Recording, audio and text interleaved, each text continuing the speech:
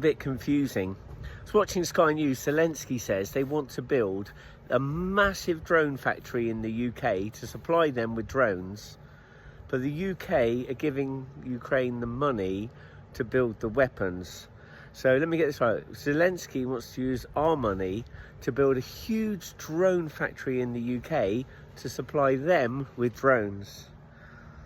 I mean, it's just, the whole thing is mental. I mean, I like Andy Burnham. He's got a bit of charisma, but I'm a little bit scared at the moment about what some of his plans are, because the budget, I'm not sure the budget's going to match. He wants to spend money. He wants to be more liberal with the spending, and he's come up with some policies straight away, some very quick wins. £45 a year for electric. Yay, bus fares down £1.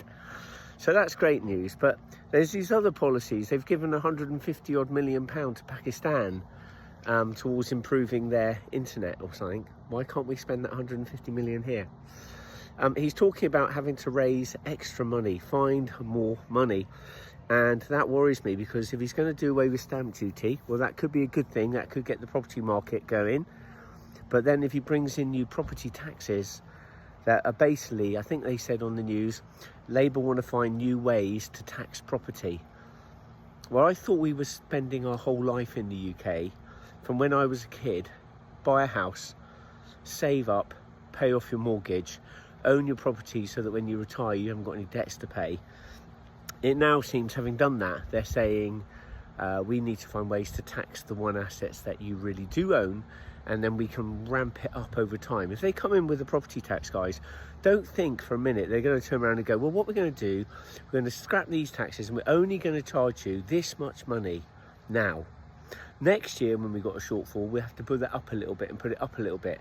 And now in places like Dallas, they pay 3% property tax a year for owning their house. 3% a year just to live in your house as a council tax. That's in Dallas. That's what you could end up with here. 3%, 5%. Eventually you'll own nothing, but you'll be happy because you'll have great services and cheap buses. Guys, let me know what you guys think in the chat.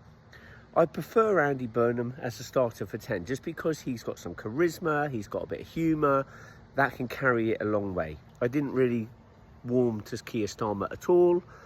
I didn't trust a word he said. Let me be clear. What I'm about to do, none of you will have a clue what I'm going to do, but I want to be clear about it, right? The old Keir Starmer's gone. I'm pleased about that. But is Andy Burnham just a more extreme version of the same? They're talking about giving every illegal migrant who's landed up to date, like, permanent rights of residency in the UK. That's like 4 million people have access to all of our resources, all of our NHS and dental and schools, without contributing to the economy. And I'm like, is that a good thing? How does that work for us? How is that a good thing, is what I think to myself. I don't know if it is or it isn't, but tell me why it's a good thing. Explain to me, let me reason and use my common sense to decide if that is a good thing or isn't a good thing. Just because you tell me it's a good thing doesn't mean it is. So let me know what you guys think in the chat. Are we actually now going to go through a little period where Labour fly, they go up in the polls, everybody loves them, everything they've done in the past is forgotten, the slate is wiped clean, the leader is left, Starmer is gone, it was all his fault, and now it's none of our faults?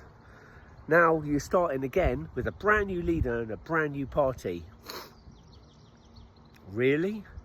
That's what I ask. Really? Is that what you think? Having gone through the first 2.5 years of an economy that effectively is broke, it's got a massive deficit, it's got gilts at all-time highs, interest rates paying back debt is huge, the country feels poverty-stricken, but now we've got a new leader, forget all that, everything is going to be fine. We're going to have a number 10 in the north. Andy Burnham flew up to Manchester yesterday to go to number 10. £30,000 they say that cost, to fly from London to Manchester and back. 30 grand. I guess he's got a good security detail. Maybe took Angela Rayner with him and they had an expenses account. I don't know. It just seems a bit mental, don't you think? Let me know what you guys think in the chat. There's a big push still against reform. Tories came out. Kemi Badenoch came out and said she'd rather Labour win than reform. That's a bit mental, isn't it? Because I thought Reform were right and Conservatives were right of centre. So therefore she would prefer a left-wing party to win than a right-wing party. Well, that simply doesn't make sense, Kemi. Why would you say something like that? That doesn't make sense. It doesn't sort of line up with what you're saying. It doesn't line up with your principles. So it's all very, very confusing. But let me know, guys, what you think in the chat. Take care.